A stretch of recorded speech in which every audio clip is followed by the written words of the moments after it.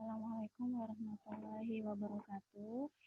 Untuk teman-teman kelas 12 IIS dan 12 MIA, untuk bahasa Indonesia di bab pertama ini mengenai surat lamaran pekerjaan ya. Jadi di kelas 12 ini kalian diutamakan untuk menulis surat lamaran pekerjaan. Kenapa? Karena untuk nanti kamu setelah lulus di kelas 12 Jamiah Islamiyah, itu nanti bisa ketika kamu ingin melamar pekerjaan sudah tahu bagaimana cara-caranya, kemudian unsur-unsurnya kalian tahu, bagaimana cara menulis surat lamaran pekerjaan yang baik dan benar dan bahasanya juga tidak bertele-tele. Oke, sebelum dimulai mari kita sama-sama baca basmalah. Bismillahirrahmanirrahim.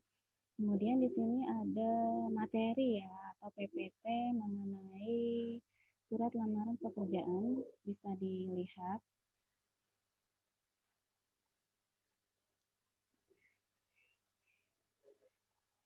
Nah, di sini ada maaf. Nah, di sini ada pengertian ya, pengertian surat lamaran pekerjaan.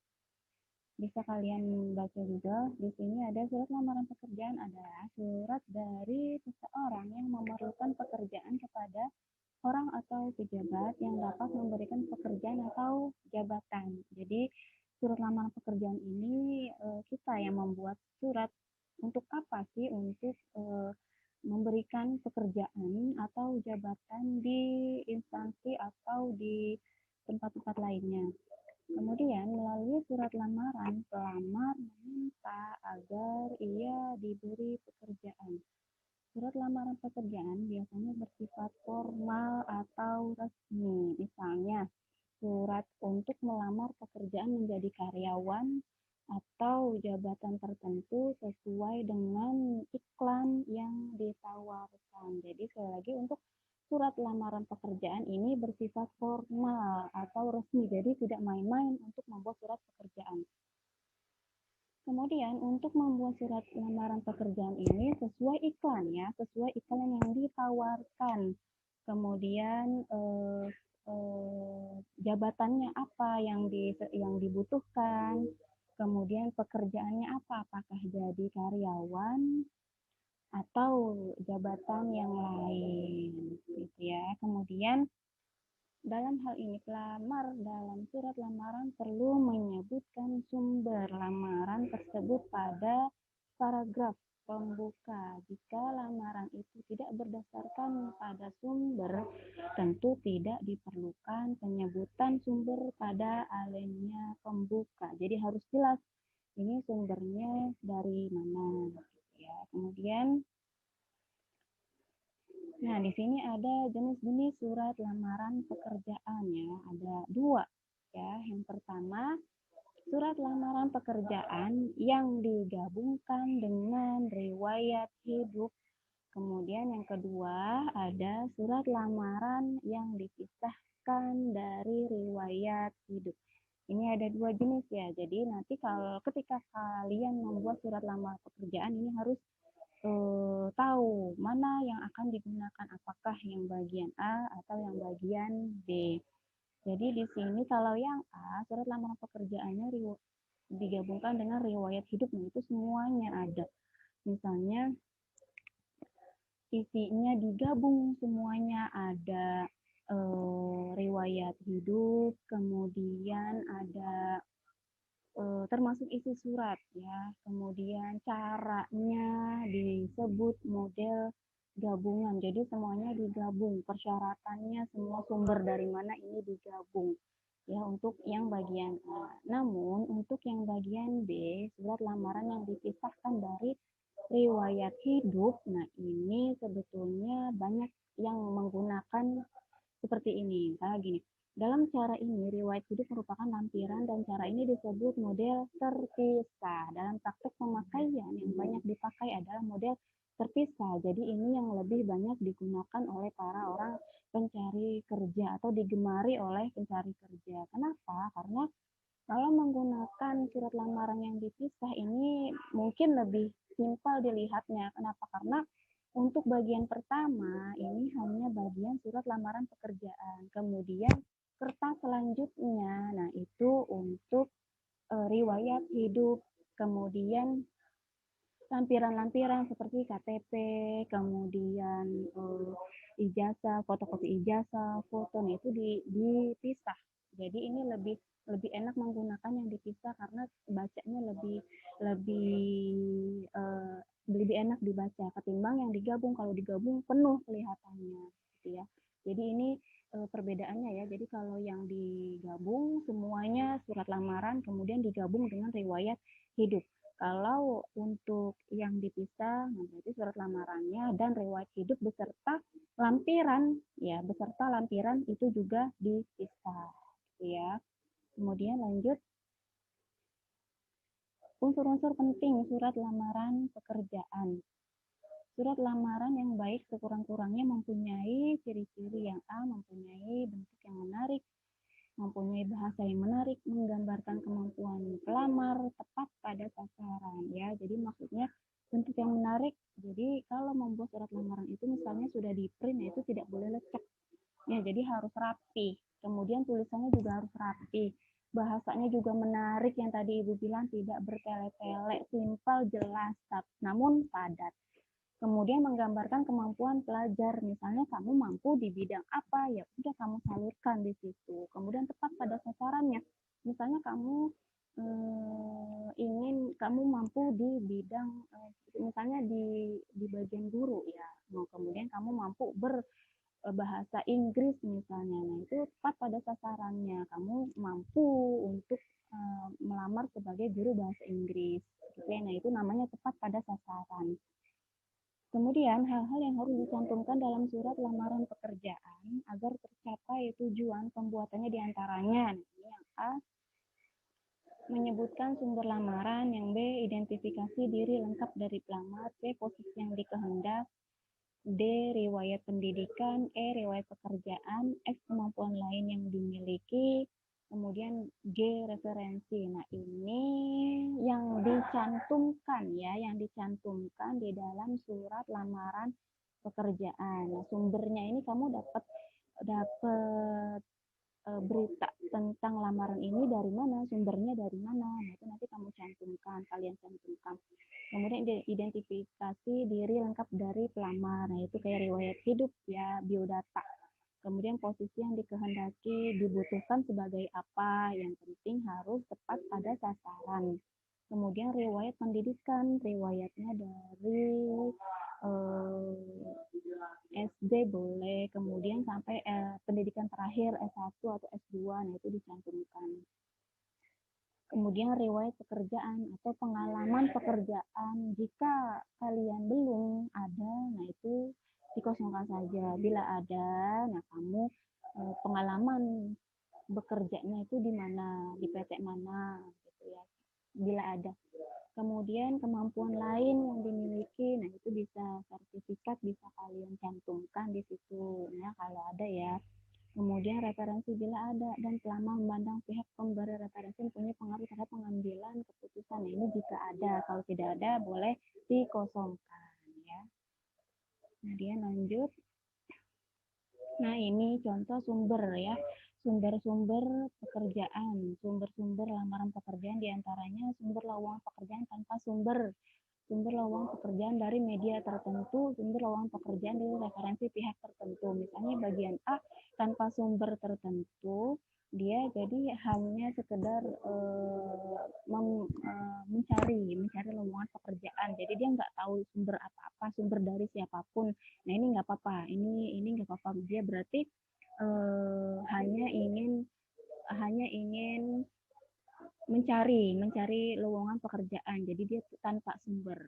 Namun untuk yang B ini dari media tertentu, ya medianya. Nah ini ada contohnya di sini, ya. Ini ada contoh dari misalnya nih, Ibu ambilnya dari Alfamart. Nah ini lowongan pekerjaan. Kemudian ini, nah bisa kalian baca sendiri, ya. Ini ada tuh dibutuhkan sebagai apa? Kasir, kemudian pramuniaga. Nah, ini ada contohnya ya.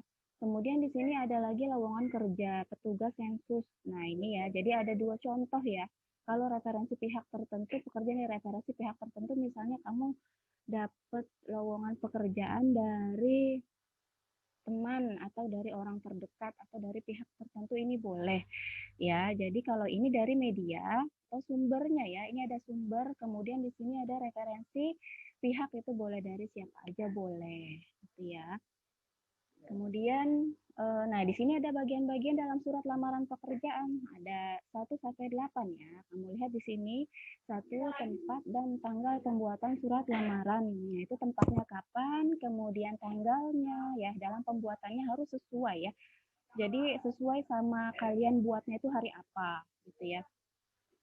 Kemudian hal atau perihal ya, nanti kamu ini untuk apa membuat surat lamarannya, untuk apa membuat contohnya membuat surat lamaran pekerjaan gitu ya. Nanti ada contohnya.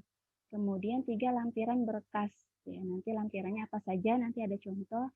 Kemudian alamat yang dituju ya, alamatnya mana yang dituju. Kemudian salam pembuka. Kemudian yang 6, isi surat yang bisa dibagi menjadi 4 bagian. Nah, ini ada paragraf pembuka, isi, daftar lampiran, dan paragraf penutup. 7, salam penutup. 8, nama, terang pelamar, dan tanda tangan. Nah, di sini ada bagian-bagiannya ya. Nah, ini bagian-bagian penting dalam surat lamaran kerja gitu ya. Nah, di sini ada contohnya nanti ya, nanti ada contoh. Nah, ini cara membuat surat lamaran kerja yang baik dan benar. Nah, ini 1, gunakan bahasa yang baik dan benar tadi ya. Jadi formal, karena ini bersifat formal, jadi harus yang sopan ya, harus yang sopan, resmi. Kemudian bahasanya tidak bertele-tele ya. Di sini bahasanya tidak bertele-tele. Yang baik dan benar ya. Lanjut di bagian poin kedua, tulislah kalimat yang singkat, padat, dan jelas. Jadi untuk di dalam surat lamaran pekerjaan ini, jadi kita harus menggunakan kalimat yang singkat dan padat aja. Jadi tidak usah bertele-tele. Jadi ditujukan aja langsung apa maksud kita menulis surat lamaran tersebut ya. Jadi langsung aja. Kemudian di sini ada jangan bertele-tele dalam menulis surat lamaran, karena surat lamaran bisa menampilkan jati diri seseorang, serta sebuah instansi atau perusahaan tidak menyukai surat lamaran yang bertele-tele. Ya, jadi tadi langsung. Jadi apa sih maksud kita untuk membuat surat lamaran ini? Yaitu apa? Ya dituju ke siapa juga. Kemudian lanjut di bagian 3, tulislah secara manual menggunakan tangan. Nah, kalau misalnya kita lihat di sini, ini dijelaskan masih menggunakan tangan ya. Tapi kalau kita lihat di zaman-zaman sekarang, banyak orang yang menulis surat lamaran pekerjaan diketik ya, menggunakan komputer di print, yaitu lebih singkat. Namun di sini sebetulnya untuk surat lamaran pekerjaan lebih bagus menggunakan tangan. Jadi lebih terlihat ya. Perusahaan juga lebih suka ya, karena melus tulisan tangan bisa dinilai bagaimana pribadi seorang. Jadi tulisan ya, jadi tulisan tangan itu bisa dinilai ya, bisa dinilai bagaimana pribadi seseorang gitu ya. Kemudian lanjut di sini ada 4, perhatikan kebersihan surat lamaran kerja. Jadi kalau surat lamaran pekerjaan ini tidak boleh ada coret-coretan ya, atau bekas penghapus, apalagi tip X. Nah, kalau misalnya ada coret-coretan atau bekas penghapus, itu alangkah baiknya diulang dengan kertas baru. Jadi tidak mengganggu ya, jadi tidak mengganggu tulisan yang lain. Lebih baik dirubah menggunakan kertas baru gitu ya. Kemudian yang kelima, isi secara jelas data diri dan informasi tentang diri Anda ya. Jadi lampirkan dokumen-dokumen pendukung seperti daftar riwayat hidup, fotokopi identitas diri, serta dokumen-dokumen lain yang menjadi persyaratan. Kemudian nomor keenam, jika Anda mempunyai sertifikat pendukung yang bisa menambah nilai plus untuk diri Anda, jangan ragu untuk melampirkannya. Misalnya kalian mampu di bidang komputer, punya sertifikat ya, punya sertifikat mengenai komputer. Nah, itu bisa dicantumkan ya atau bisa dilampirkan karena itu sebagai pendukung. Ya, itu sebagai pendukung gitu ya. Oke, di sini ada contohnya ya, struktur surat lamaran kerja sesuai contoh surat lamaran kerja sesuai dengan struktur. Nah, di sini kalian bisa lihat ya tanggal penulisan. Nah, di sini tanggalnya Jakarta 2 Maret 2012. Nah, ini contoh lama ya. Kemudian di sini ada nama dan alamat penerima surat. Nah, ini jadi dia melamar sebagai dosen gitu ya. Kemudian salam pembuka dengan hormat, boleh dengan assalamualaikum ya, boleh. Kemudian di sini ada kalimat pembuka. Nah, kalau kalimat pembuka biasanya dijelaskan mengenai sumbernya dia dari mana, ya. Kemudian kalimat isi, ya ini maksudnya kalau kamu mau ngapain, ya gitu. Kemudian di sini dijelaskan kelebihan kamu apa, kemampuan kamu di sini apa. Kemudian terakhir kalimat penutup itu kalimat penutup, demikian surat lamaran ini saya buat, atas perhatian Bapak saya ucapkan terima kasih. Nah, ini penutup yang padat ya. Jadi biasanya ada yang atas perhatian Bapak atau Ibu saya ucapkan banyak-banyak terima kasih. Nah, itu salah ya. Nah, itu salah. Kemudian tanda tangan dan nama lengkap. Nah, bisa kalian lihat ya di sini contoh-contoh beserta strukturnya. Gitu ya. Kemudian dilanjut di sini. Nah, di sini bisa kalian lihat ada 4 tanggal surat di sini diletakkannya. Kemudian lampiran adanya di sini. Nah, ini posisinya ya. Ini posisinya ada di sini. Nah, bisa kalian lihat. Kayak gitu ya, sampai nama pelamar. Kemudian nah, ini ada contohnya nih, contoh surat lamaran pekerjaan yang digabung. Nah, ini ya, tuh ada contohnya. Ini yang digabung ya, kalau digabung tadi surat lamaran pekerjaan dan lampiran. Nah, ini digabung, semuanya ada di sini. Ya, ini surat lamarannya digabung. Gitu ya. Nah, itu dia contohnya. Kemudian ini semuanya mengenai surat lamaran pekerjaan ya. Untuk minggu yang sebelumnya sudah Ibu share mengenai surat lamaran pekerjaan dari YouTube ya, itu dari YouTube. Nah, ini udah Ibu jelaskan ya, udah Ibu jelaskan sampai contoh ya, jadi udah selesai. Kemudian untuk berikutnya, pertemuan berikutnya nanti akan ada soal ya di e-learning di K13, nanti bisa kalian cek ya, itu ada tugas mengenai surat lamaran pekerjaan. Baik, terima kasih penjelasan untuk hari ini. Semoga bermanfaat untuk kalian.